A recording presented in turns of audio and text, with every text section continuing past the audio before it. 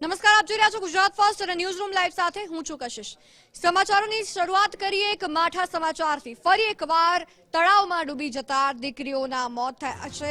આ પ્રાંતિજની ઘટના છે। પ્રાંતિજના ઘડી ગામે 3 દીકરીઓ પાણીમાં ડૂબી જતા એમના કમકમાટી ભર્યા મોત થયા છે। પ્રાંતિજના મહાદેવપુરા ગામના તળાવમાં આ દીકરીઓ ડૂબી ગઈ અને મોતને ભેટી છે।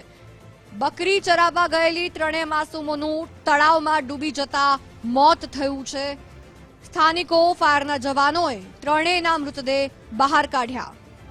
સંવાદદાતા યશ ઉપાધ્યાય આપણી સાથે ફોન લાઈન પર જોડાયા છે। યશ, બકરી ચરાવવા ગઈ હતી આ 3 દીકરીઓ, કેવી રીતના તે તળાવમાં ડૂબી ગઈ? ચોક્કસથી કશિશ વાત કરવામાં આવે તો ભરી ગામના એક જ કુટુંબની 3 દીકરીઓ છે તે આજે મહાદેવપુરા ગામના તળાવમાં બકરીઓ ચરાવવા માટે ગઈ હતી।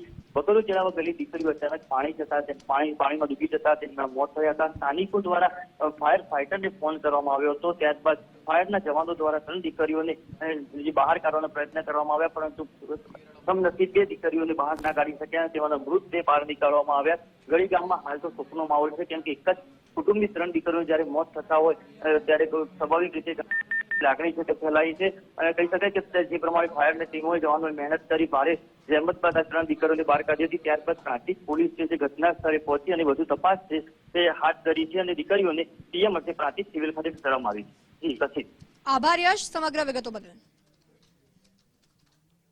આ તો થઈ એક ઘટના, પરંતુ આ એક જ સપ્તાહની આપણે વાત કરીએ એવી 2-3 ઘટના બની છે કે જેના કારણે સાવચેતી રાખવાની ખૂબ આવશ્યકતા રહી જાય છે। આ 4 દ્રશ્યો આપ જોઈ રહ્યા છો। એક તો આ મહાદેવપુરા ગામ પ્રાંતિજ કે જ્યાં 3 બાળકીઓ ડૂબી ગઈ, ત્યારબાદ 3 બાળકો તળાવમાં ડૂબ્યા હતા। એ પણ ઘટના મોરબીની સામે આવી હતી, વર્ષામેડી તળાવની। મોરબીમાં મચ્છુ ડેમની મચ્છુ નદીની જે ઘટના સામે આવી, 3 યુવકો નદીમાં ડૂબી ગયા હતા। ભાવનગરમાં પણ 5 બાળકીઓ તળાવમાં ડૂબી ગઈ હતી અને એમની સારવાર કરવામાં આવી હતી। બોર તળાવની એ ઘટના હતી, એમાંથી અમુક બાળકી એવી કે જેણે પોતાનો જીવ પણ ગુમાવ્યો।